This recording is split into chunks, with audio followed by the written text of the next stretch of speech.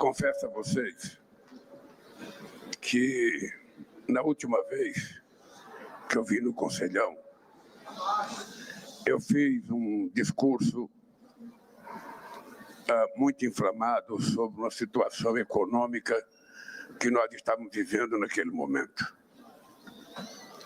E hoje, pela seriedade do momento político que estamos vivendo, eu resolvi fazer um discurso lido, para medir cada palavra. Entretanto, nós não testamos o teleprompter. E quando ele foi montado aqui, ele foi montado de forma que eu não conseguia ler o que estava escrito. Então, eu peço desculpas a todos vocês. Peço desculpas ao Stucker, sabe que é culpa minha de ser muito exigente. Mas eu queria dizer para vocês que seria extremamente importante que o mundo conhecesse o que significa o Conselhão. Eu lembro que quando o Conselhão foi criado em 2003, companheiros do meu partido, na Câmara e no Senado, achavam que eu estava querendo criar alguma coisa para diminuir o poder do Congresso Nacional. Porque era tão novo esse país ter um presidente da República que ousasse criar um mecanismo quase como se fosse uma ouvidoria para que a sociedade pudesse se manifestar, que ela pudesse criar, que ela pudesse fazer proposta e que ela pudesse cobrar do governo as coisas que a sociedade entende que faltam ser feitas no país.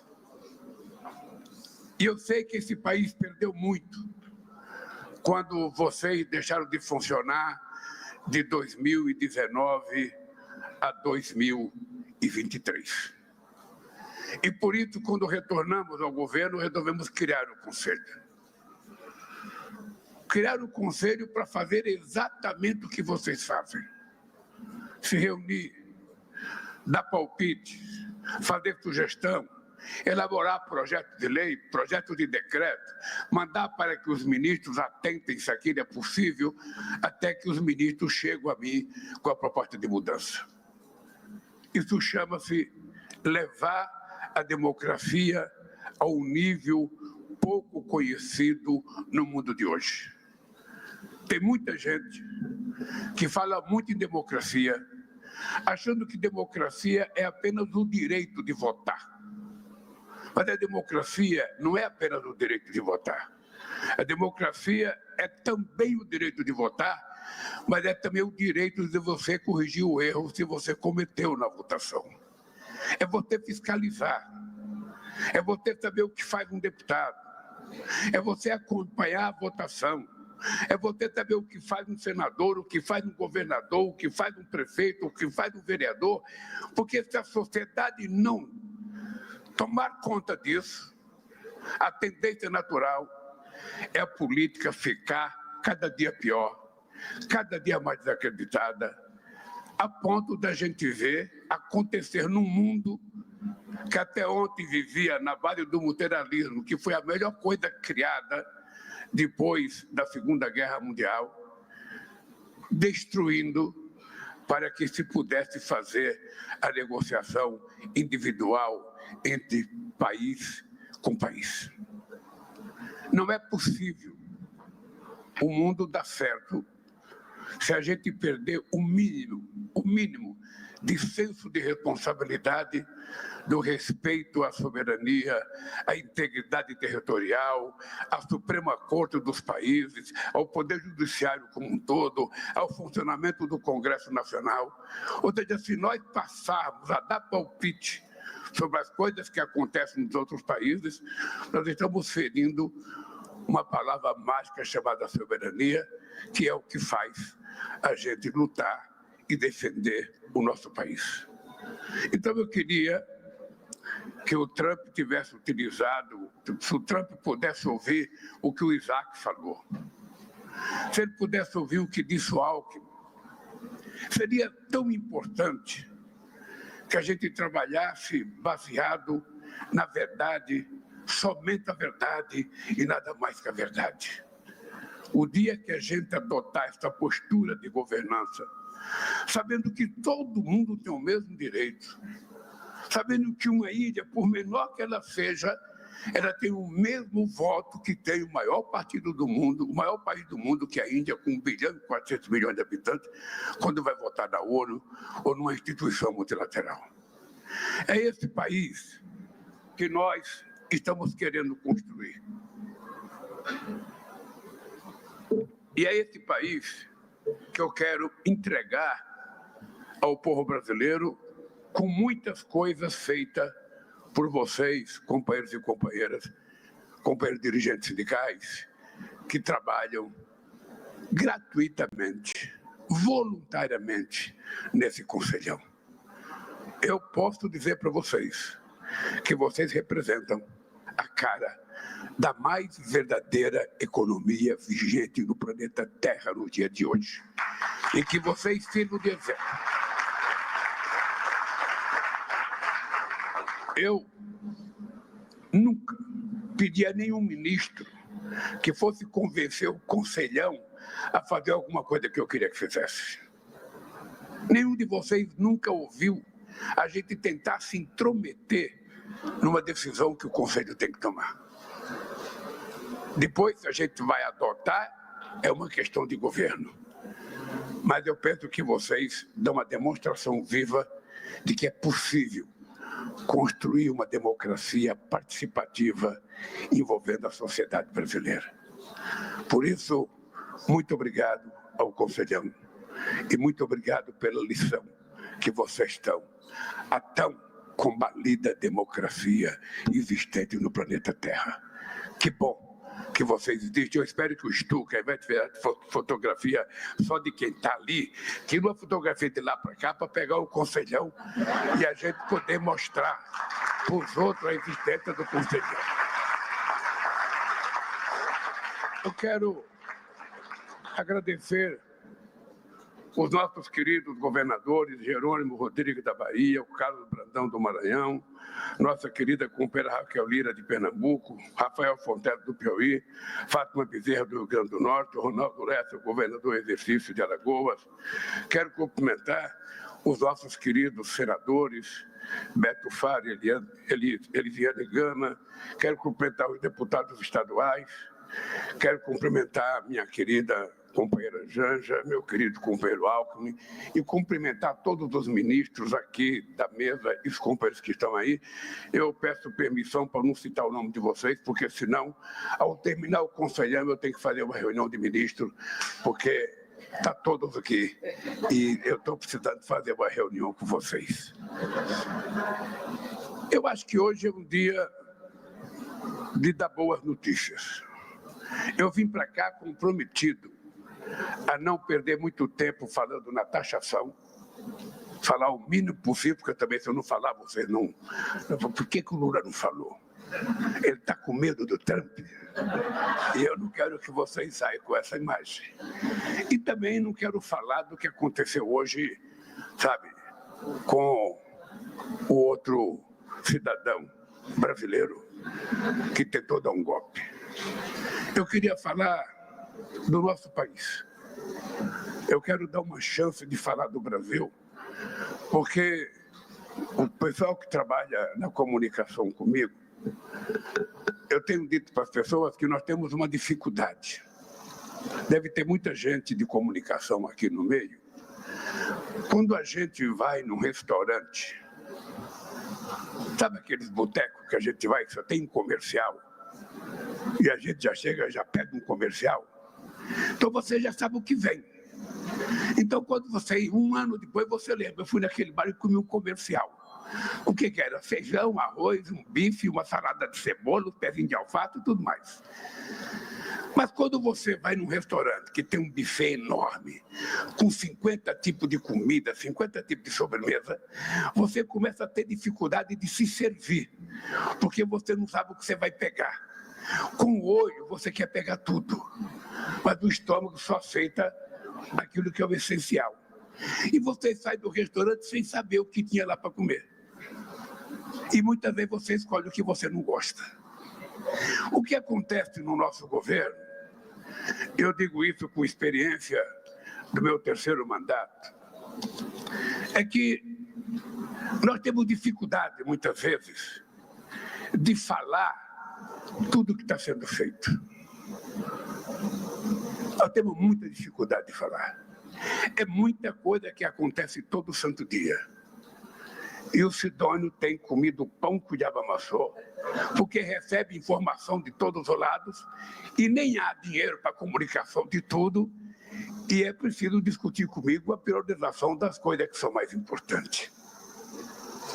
Mas já naquele dia que eu vim aqui, na última vez que eu participei, eu estava vendo o Haddad fazer um discurso.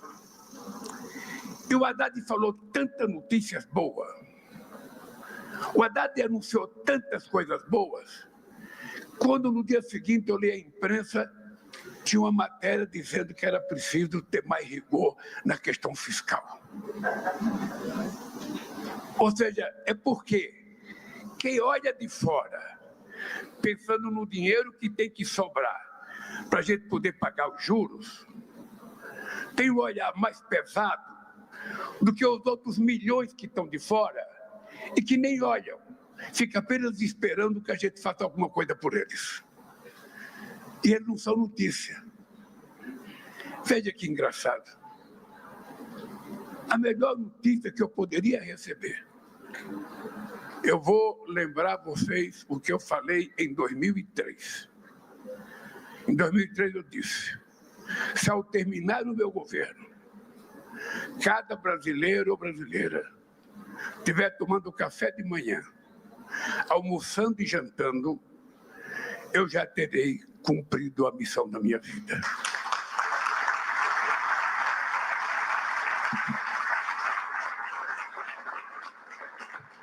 O problema é que comer, para uns, não é problema. Mas para muitos é um dilema. E eu dizia, desde que eu cheguei na presidência, que só sabe o que é a fome quem já passou fome. Se você nunca passou, você pode pensar que sabe, você não sabe. Então eu pensei de fazer dessa semana uma verdadeira festa, quando o Hélio estava em Addis Abeba, e o secretário-geral da ONU, o diretor-geral, comunicou que outra vez o Brasil estava arriscado do mapa da fome da ONU. 29 milhões e meio de pessoas voltaram a comer decentemente nesse país. Não é pouca coisa.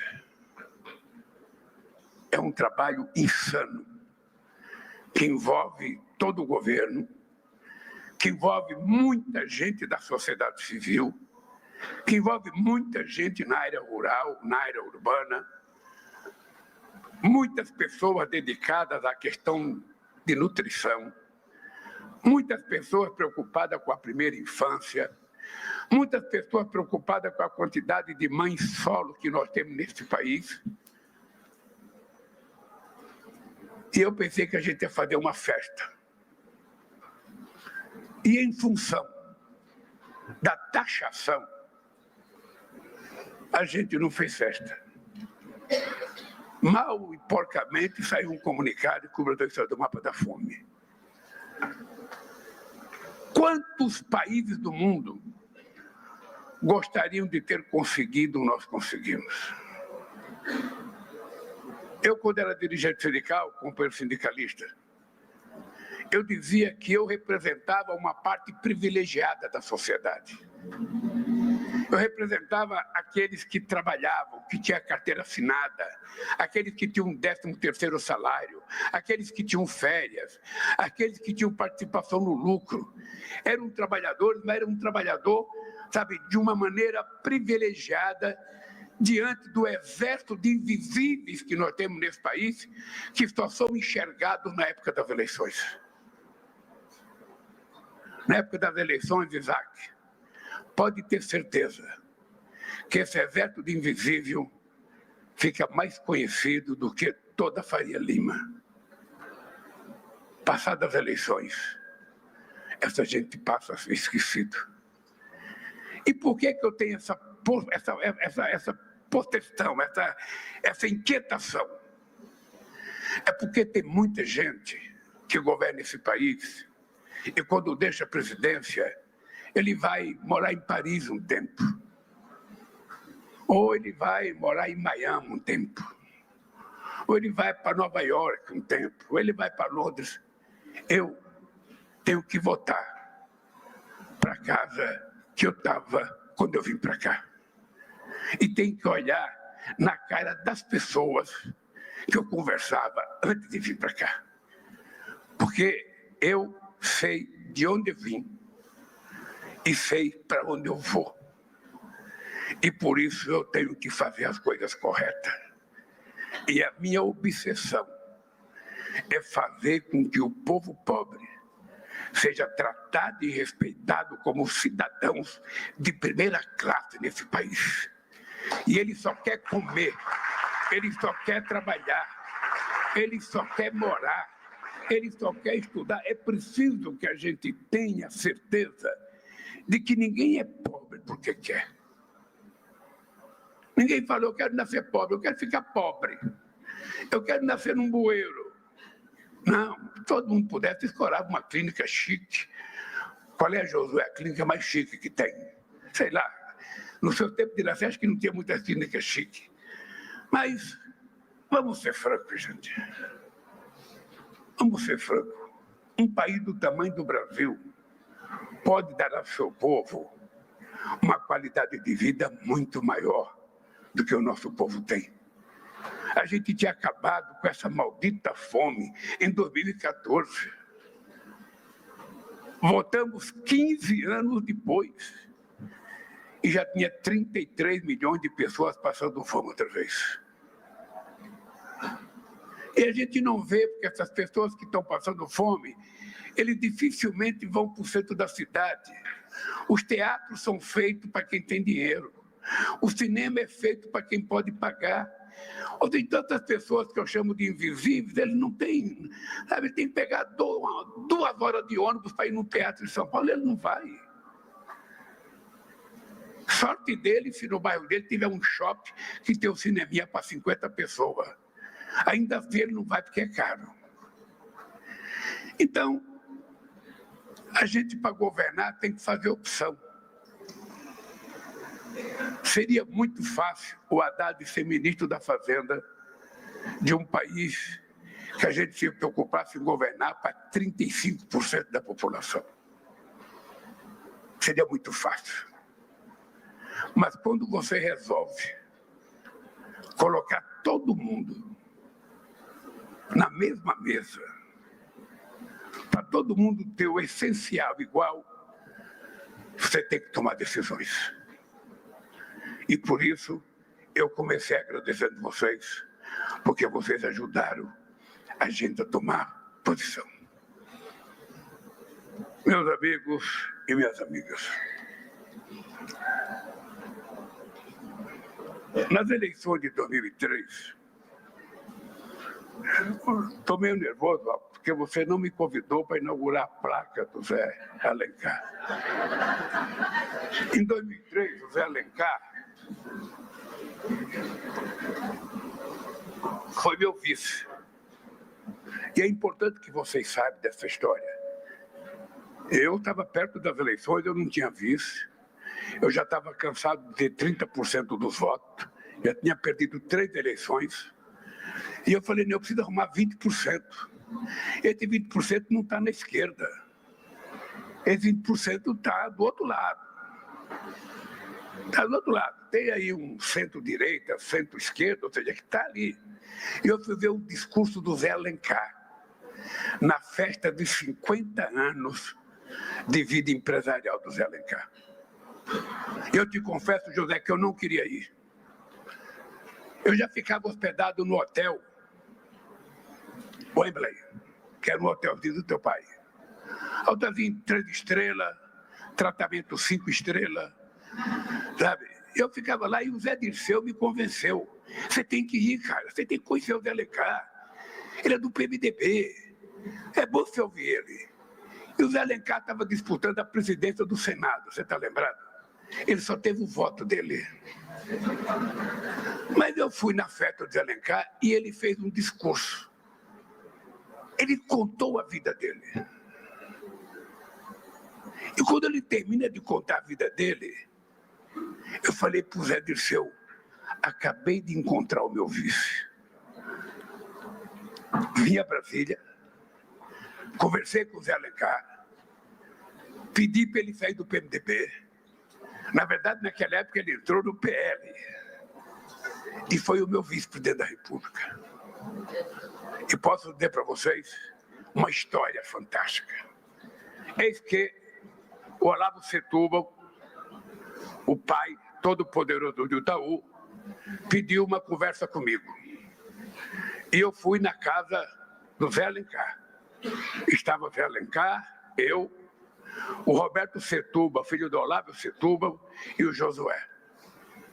E começamos a conversar, e o Olavo Setúbal me fazia a pergunta assim, ô candidato, o que você vai fazer na agricultura?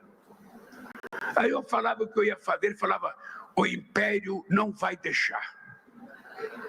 Ô candidato, o que você vai fazer na indústria? Eu começava a falar e falava, o império não vai deixar. Candidato, o que você vai fazer para melhorar o salário? Eu vou fazer isso, aquilo. Candidato, o império não vai deixar. Na quarta vez que ele falou, o império não vai deixar, o Zé Alencar deu um murro na mesa e perguntou, doutor Alencar, que diabo que é esse império, doutor Alencar? Porque se tem um império tão inimigo do Brasil assim, eu vou vender a minha fábrica e vou lutar contra esse império. Isso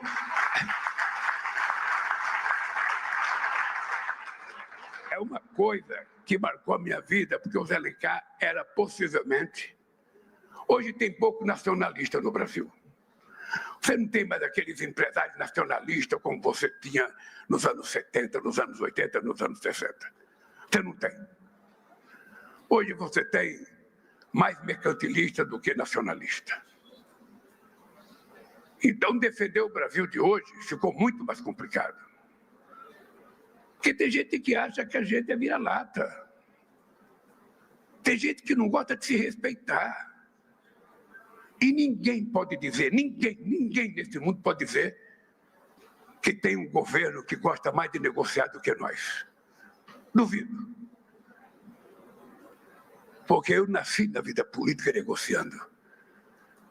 Eu nasci xingando empresário na porta de fábrica e almoçando com ele numa mesa de um bar para fazer o acordo.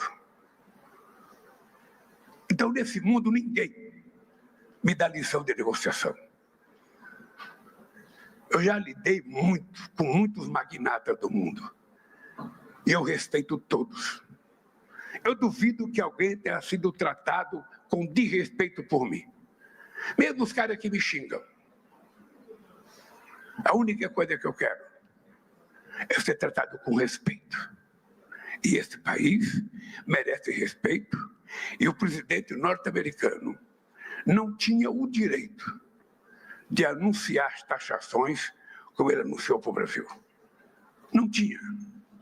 Poderia ter pegado o telefone, poderia ter ligado para mim, poderia ter mandado ligar para o Alto, poderia qualquer um. Estaríamos aptos a conversar. E depois do pretexto da carta e o pretexto da taxação, não é nem política, é eleitoral. E eu acho que nós brasileiros estamos à prova. Os números que o Haddad deu aqui são muito significativos O Brasil hoje não pode ficar dependendo de um único país. Nós queremos negociar desde o Uruguai, Paraguai, Argentina, Equador, Bolívia, com a China, com a Rússia, com os Estados Unidos, com a Índia, com os países asianos. Nós queremos negociar, nós queremos vender, nós queremos comprar, nós queremos crescer, nós queremos compartilhar as coisas nesse mundo. Nós estamos cansados de ser um país do terceiro mundo, cansados de ser um país em via de desenvolvimento. Por isso, companheiros e companheiras, vocês são extremamente importantes. Por favor, nos ensinem a fazer o que vocês sabem e que a gente não sabe. Cobrem da gente, proponham da gente, porque o nosso mandato é passageiro, mas o país é definitivo, porque não vai cair aqui nenhum meteorito, nenhum. O Brasil vai durar muito tempo. E o povo brasileiro merece uma chance de se transformar num povo com padrão educacional, cultural, alimentar, salarial decente. É só isso que nós queremos. Por isso, queridos companheiros e companheiras, se você permite, eu vou ler o meu discurso. Sabe? Que vai ter muita coisa que eu já falei, mas é que eu preciso ler meu discurso.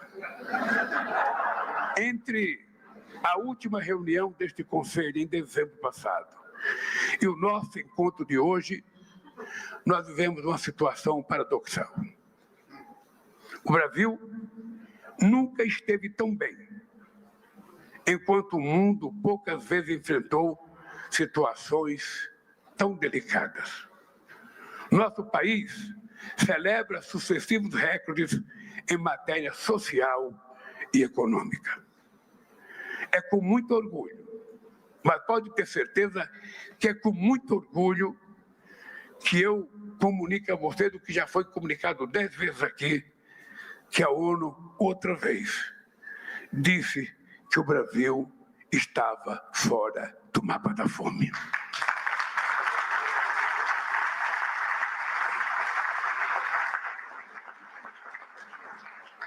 Posso dizer para vocês,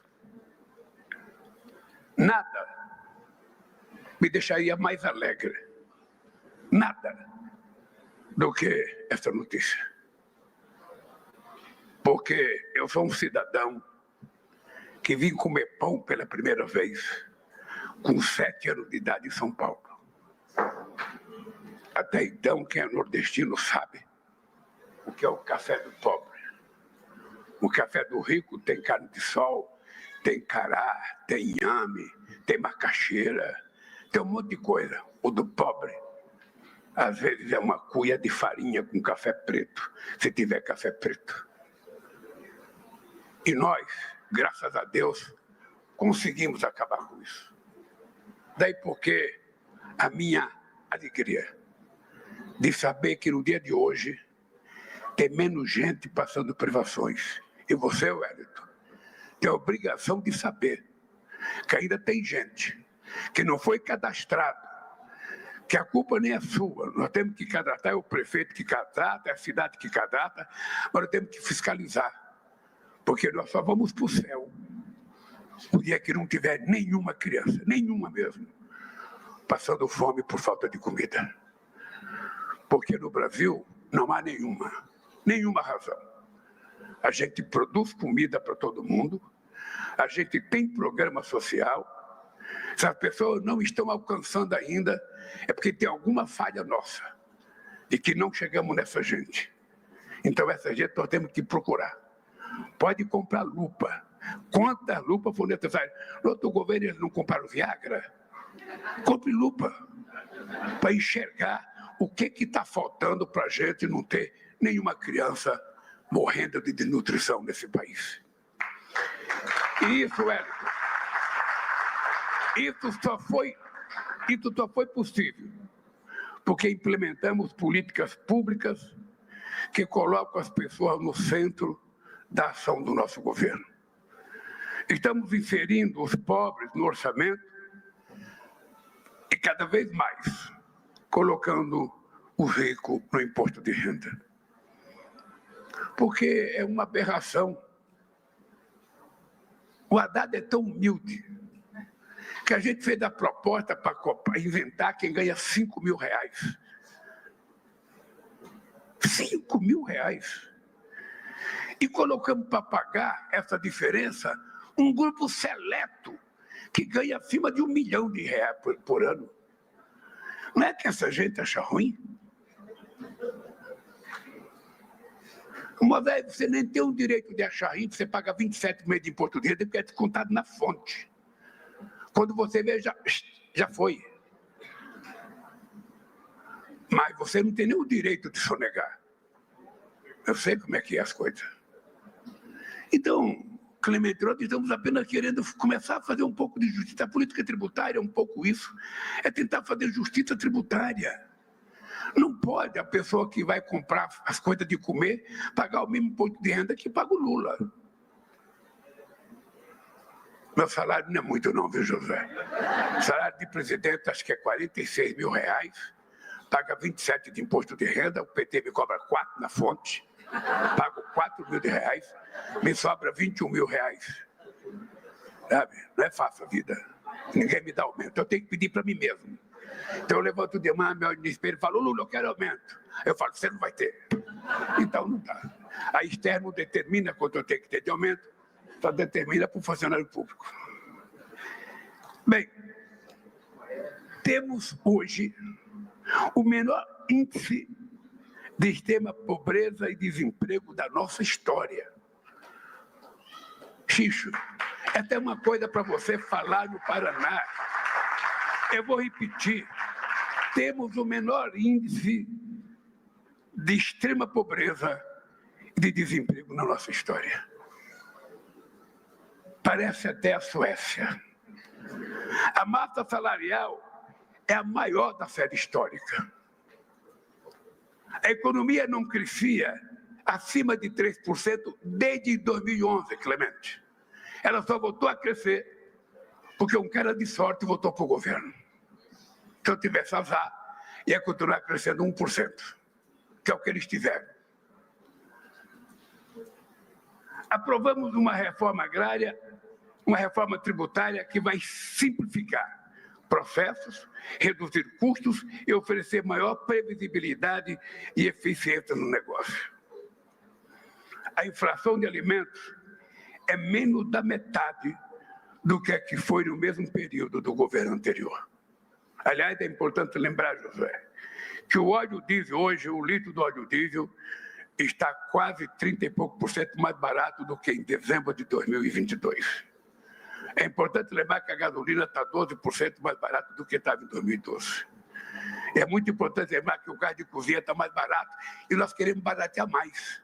É importante o Conselho saber que o gás de cozinha, o botijão de 13 litros, sai da Petrobras por R$37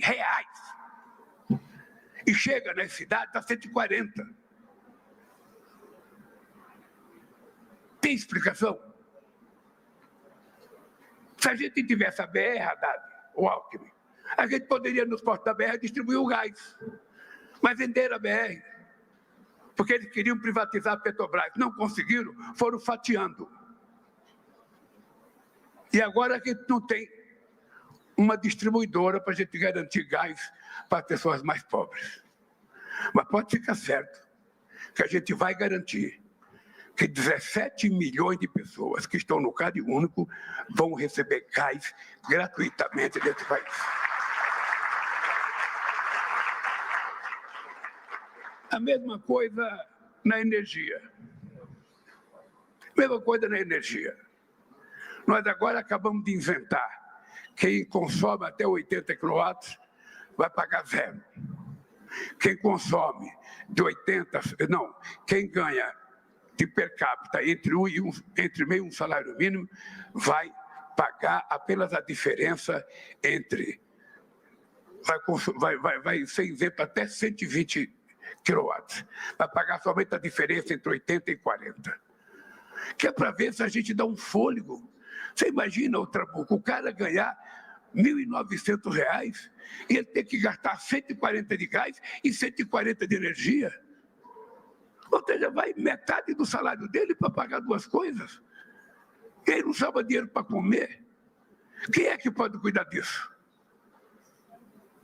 Como nós ainda não temos nenhum empresário socialista, o governo tem que ser, pelo menos, judicialista. Só isso. A agricultura brasileira se supera a cada ano. A safra atual ultrapassará 330 milhões de toneladas de grãos. O investimento público e privado em infraestrutura atingiu a marca inédita de 260 bilhões de reais. Presta atenção, Silvio Costa. Nossos portos movimentaram 1 bilhão e 300 milhões de toneladas, maior volume de todos os tempos na história do porto brasileiro. Em 2 anos e meio, as vendas de veículos automotivos atingiram o recorde de 14 milhões e 200 mil unidades. Eu não sei se eu já falei para o conselhão, mas se eu não falei, eu vou falar. Se eu não falei, eu vou falar. Quando nós deixamos a presidência em 2010, 2011, esse país vendia 3 milhões e 600 mil carros por ano. Quando eu voltei 15 anos depois, esse país vendia 1 milhão e 600 mil carros por ano. Alguém precisava me dizer aonde foram os outros 1 milhão e 600? Por que a economia caiu tanto? Por que esse país retrocedeu tanto? Tantas perguntas e nenhuma resposta, Xixo, como diria Brecht. Depois de tantos anos de desindustrialização, a nova indústria Brasil, organizada pelo companheiro Alckmin, produziu ou ajudou a produzir o maior crescimento do setor nos últimos 14 anos. Quem não sabe quantas campanhas foram feitas, o Brasil está se industrializando, o Brasil está se industrializando. Quantas vezes os presidentes das confederações chegavam para mim, Lula, estamos discutindo inovação, inovação. Qual é a proposta? Ninguém tem. Vou contar um caso para vocês. Eu estava sem ministro da Indústria e Comércio. Eu queria um especialista, eu queria um empresário. Como eu tive o fulano. E aí eu começo a ouvir muita gente, convido fulano, tal, quem é bom, quem é que dá palpite, quem é que é intelectual, tal, chamei. Aí chamei um cidadão, não vou dizer o nome, porque todo mundo aqui conhece. Aí eu perguntava para o cara começava a falar, não, é preciso fazer isso, é preciso fazer isso, é preciso fazer isso, fazer aquilo. Então, depois de 40 minutos de fazer, é preciso fazer, tem que fazer, pode fazer, não sei da conta. Falei, me diga uma coisa, companheiro. Você já fez alguma dessas coisas que você está me falando? Não. Falei, porra. Falei, sabe de uma coisa? Eu vou trazer o meu vice para ser ministro da Indústria e Comércio, porque certamente ele será melhor do que um palpiteiro, sabe? E posso dizer algo, motivo de orgulho desse país ter você no Ministério da Indústria e do Desenvolvimento Cultural.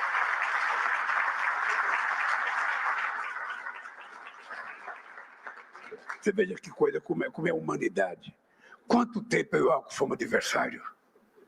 Eu nem conhecia ele nem me conhecia, só pela televisão, pelo rádio. Ele certamente ouvia falar mal de mim nas convenções do PSDB, ouvia falar dele nas convenções do PT. Mas não conhecia. Quando nós fomos adversários, ele tentou ser bravo comigo uma vez, eu até falei, você não é assim, cara. Porra, você é tão simpático, como é que você vai me agredir assim?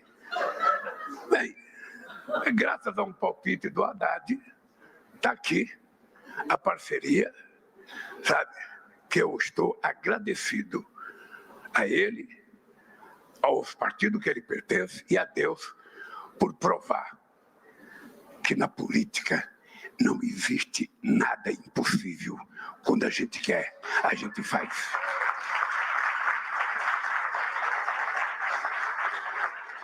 Vejam outro dado importante. Pela primeira vez, 94% dos formandos do ensino médio na rede pública se inscreveram no Enem. Sabe o que é isso, Josué? Isso é graças ao pé de meia. Nós descobrimos que 480 milhões de jovens do ensino médio desistiam da escola para ajudar a família. E nós achamos que era um crime um país perder 480 mil jovens por ano. Criamos o pé de meia. Estamos investindo quase 10 bilhões de reais. Tem muita gente que diz que é gasto. E eu não acho gasto. Até se eu estivesse gastando num prisioneiro, num estudante, eu estou investindo no futuro desse país. E eu tenho certeza que esse país será muito melhor. Porque a gente ainda não tem gente pobre no Ministério Público, juiz, essa coisa. O ProUni não chegou ainda. Sabe? Vai demorar um pouco para a gente poder começar a mostrar a cara da sociedade. Não sei se vocês têm ido na USP.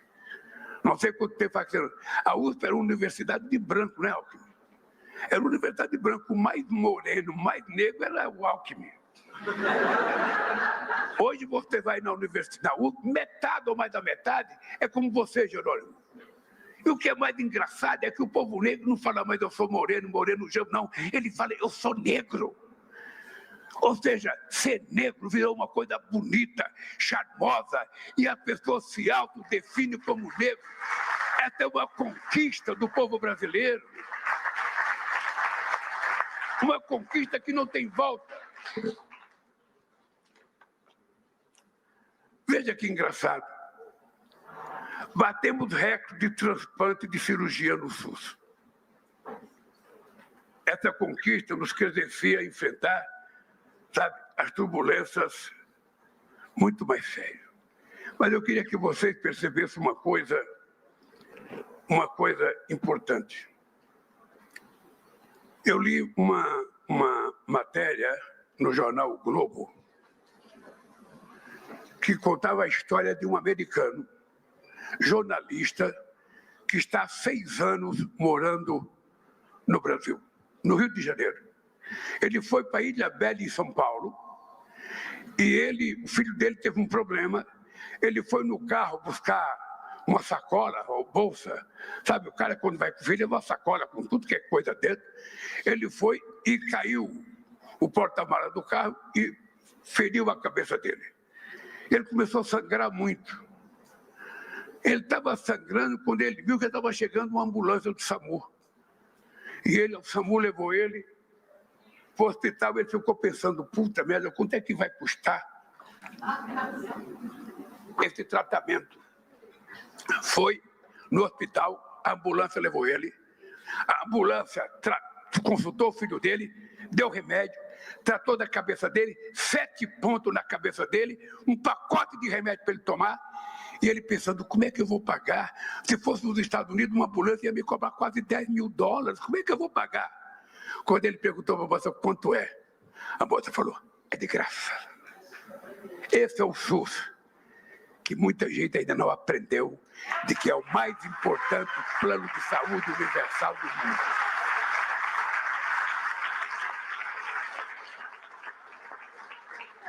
Bem, meus queridos, eu quero dizer para vocês que nós estamos vivendo um momento muito delicado.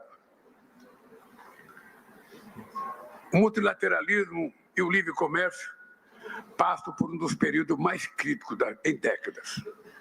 O dia 30 de julho de 2025 passará para a história das relações entre Brasil e os Estados Unidos como um marco lastimável. Não há precedente nos mais de 200 anos de relações bilaterais de uma ação arbitrária como esta que sofremos. Nossa democracia está sendo questionada. Nossa soberania está sendo atacada. Nossa economia está sendo agredida. Este é um desafio que nós não pedimos, e que nós não desejamos. Em nenhum tarifaço aplicado a outros países houve tentativa de ingerência sobre a independência dos poderes do país. Essa interferência em temas internos contou com o auxílio de verdadeiros traidores da pátria, que arquitetaram e defenderam publicamente ações contra o Brasil lá nos Estados Unidos.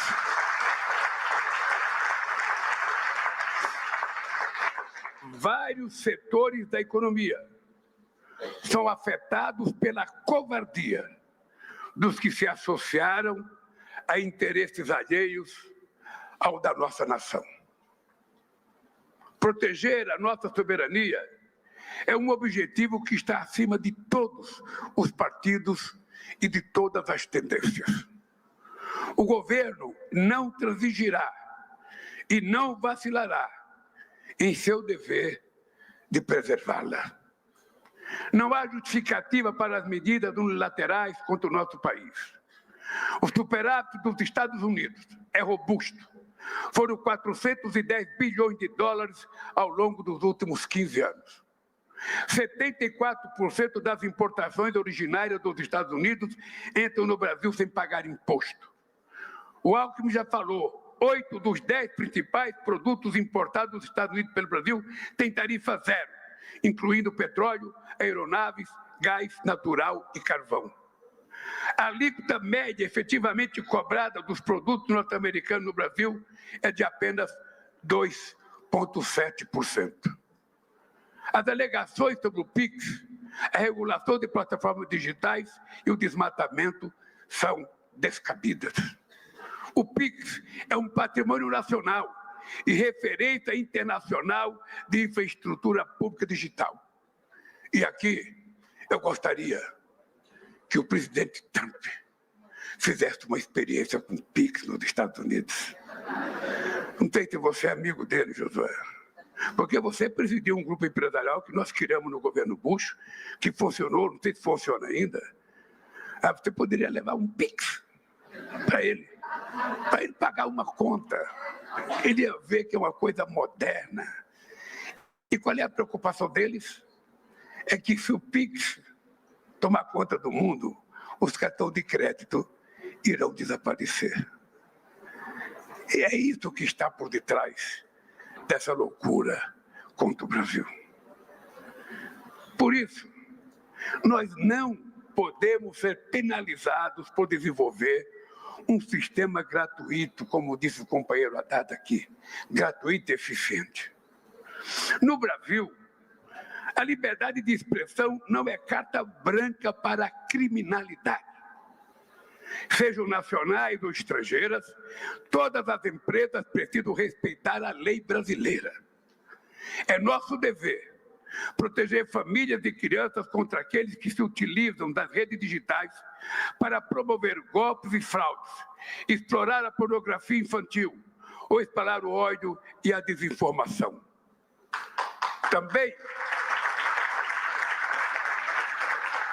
Também combatemos de forma incisiva os ilícitos ambientais. Nos primeiros 2 anos de mandato, reduzimos pela metade o desmatamento na Amazônia e 32% em todo o país. Estamos comprometidos a zerar o desmatamento até 2030. Nosso compromisso com o multilateralismo, o meio ambiente e o planeta se reflete na realização da COP30 em Belém, etapa fundamental no enfrentamento à mudança do clima. Queridas companheiras do Conselhão, eu viajei muito nos anos 80. Naquele tempo, a gente tinha uma dívida externa crônica no Brasil e o mundo apelidou isso, os economistas nossos aqui no Brasil, como a década perdida. Então, quando eu viajava muito, o pessoal lá fora, todo mundo defende muito a Amazônia.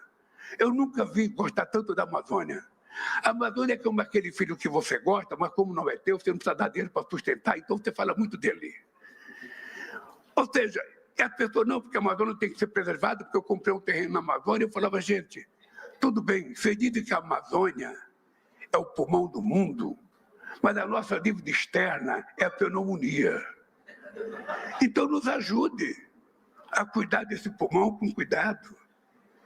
E por isso nós decidimos fazer a Copa em Belém, para que as pessoas vejam o que é a Amazônia de verdade, para que a pessoa saiba que embaixo de cada copa de árvore bonita, que todo mundo acha maravilhoso, tem um indígena, tem um seringueiro, tem um pescador, tem um trabalhador rural, que precisa viver. E se a gente não oferecer condições, ele não tem como sobreviver. E o Mundo Rico prometeu em 2009, na COP de Copenhague, que lá estava eu, lá estava a Dilma, prometeu 100 bilhões de dólares por ano para ajudar a combater a questão climática. Hoje, a dívida já é 1 trilhão e 700 bilhões de dólares. E ninguém quer pagar. Não cumpre o Acordo de Paris, não cumpre o Protocolo de Quioto. Então, vocês pensam, eu não vou ligar para o Trump para comercializar, não, porque ele não quer falar. Mas pode ficar certo, Marina. Eu vou ligar para o Trump para convidá-lo para vir para a COP, porque eu quero saber o que ele pensa da questão climática. Vou ter a gentileza de ligar. Vou ligar para ele, vou ligar para o Xi Jinping, vou ligar para o primeiro-ministro Modi, vou ligar. Só não vou ligar para o Putin, porque o Putin não está podendo viajar. Mas vou ligar para muitos presidentes. Cara, vem aqui, cara. Vem ver, você não está preocupado com o planeta Terra? Não tanto lugar para a gente morar, nós temos que cuidar aqui, meu, pelo amor de Deus. Se ele não vier, é porque não quer. Mas não vai ter por falta de delicadeza, charme e democracia. Eu vou convidar.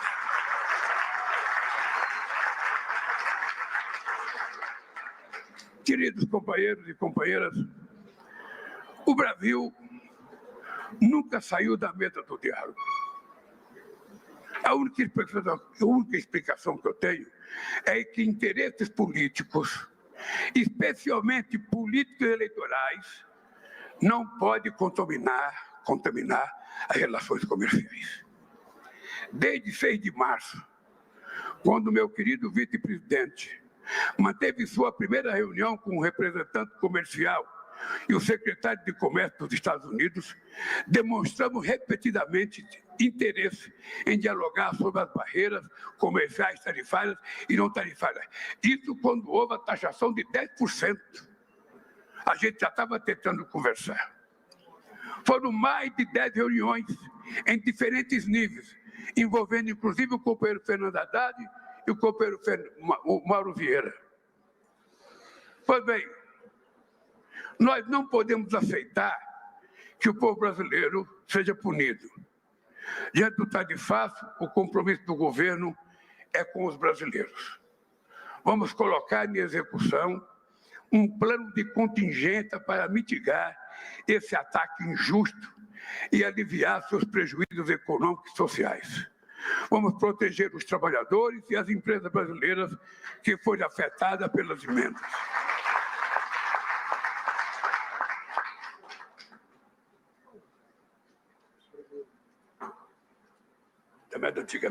Antigamente eu tinha um cara aqui me dando um copo d'água, agora se eu não me viro, estou fazendo abdominal, toda hora estou... Vamos recorrer a todas as medidas cabíveis, a começar pelo OMC, para defender os nossos interesses. Aliás, o governo já vinha atuando para fortalecer nosso comércio exterior e gerar novas oportunidades para empresas nacionais desde antes da mudança do governo dos Estados Unidos. Desde 2023, o Brasil voltou ao mundo, um mundo que sentia a sua falta. Resgatamos uma política externa consistente, com as melhores tradições de nossa diplomacia universalista, que refez laços com países e povos de todas as regiões, credos e origens. Investimos em promoção comercial para levar nossos bens e serviços para os 4 cantos do mundo. Participei de 15 seminários empresariais realizados no exterior, a margem de visitas que fiz a países europeus, asiáticos, africanos e latino-americanos. Abrimos 398 novos mercados para os nossos produtos agrícolas. Assinamos o Acordo do Mercosul-Singapura, o primeiro acordo de livre comércio do bloco em mais de 10 anos. Concluímos com a União Europeia as negociações do primeiro acordo birregional do mundo, que reúne um PIB conjunto de 22 trilhões de dólares, além de 718 milhões de pessoas. Estamos empenhados para que esse acordo seja assinado neste ano e entre em vigor o quanto antes. Aqui é um compromisso meu que eu vou fazer com o Conselhão. Quando eu tomei posse na Argentina, do Mercosul, por 6 meses eu disse: entregarei o acordo com a União Europeia antes de deixar a presidência do Mercosul em dezembro deste ano. E que não venha agora, viu, companheiro Mauro Vieira, a União Europeia engrossar conosco, a Angela Merkel, que é nossa amiga, porque depois do acordo que eles fizeram com os Estados Unidos, assinar conosco é uma glória, porque tem respeito e cidadania nas propostas que nós fizemos.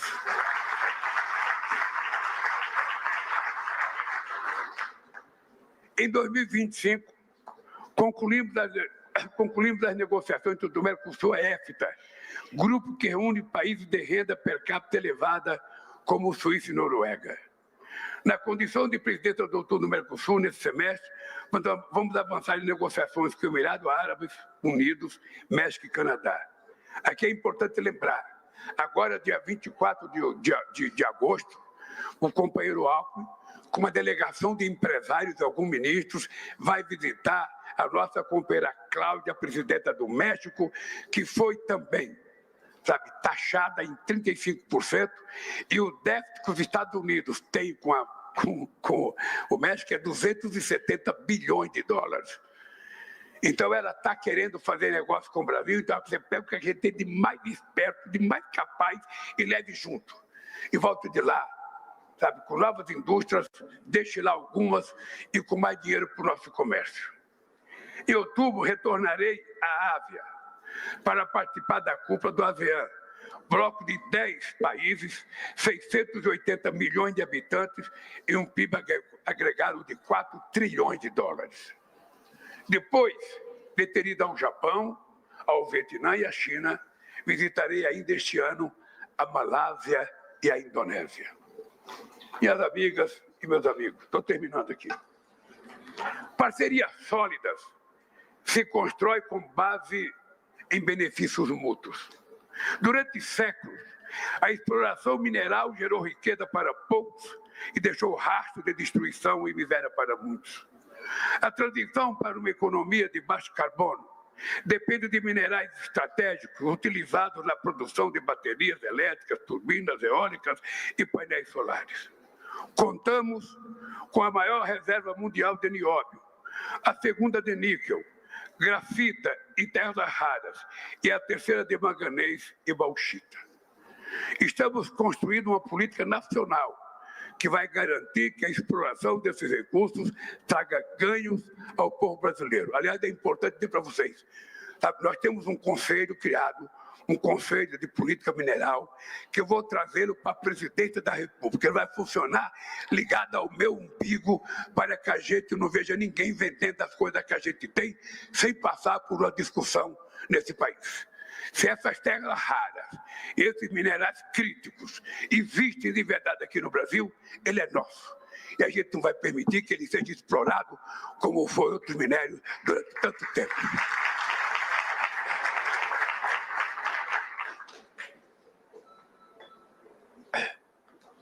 Por isso, estamos construindo uma política nacional que vai garantir que a exploração desses recursos traga ganhos para o povo brasileiro. Queridas amigas e queridos amigos, seguiremos mantendo relações econômicas, políticas e culturais com todos os países. Não seremos dependentes de ninguém, nem tomaremos parte em outra Guerra Fria. É importante saber que a gente não quer Guerra Fria e que a gente não quer dependente de ninguém. Nós queremos ter liberdade para negociar com todos. E é essa política que será vencedora, porque o multilateralismo precisa disso. Esse Conselho de Desenvolvimento Econômico e Social Sustentável, eu já disse isso, é a cara do povo brasileiro que constrói a nossa prosperidade. A prosperidade verdadeira só existe se for compartilhada e só se fará com ampla e efetiva participação de organizações da sociedade civil, com a participação de trabalhadores e de empresários, das mulheres, dos povos indígenas e comunidades tradicionais, do povo negro, governadores, prefeitos e da academia. Nosso horizonte é o de seguir batendo recorde de indicadores de bem-estar e de desenvolvimento, criando um país justo, inclusivo, sustentável, criativo, democrático e soberano para todos os brasileiros e brasileiras. Um país que quer contribuir com voz ativa e construtiva para a solução dos grandes problemas que afetam a humanidade. Que defenda um mundo de paz, mais solidário e menos desigual, livre da pobreza, da fome e da crise climática. Muito obrigado e viva o povo brasileiro e que Deus nos abençoe.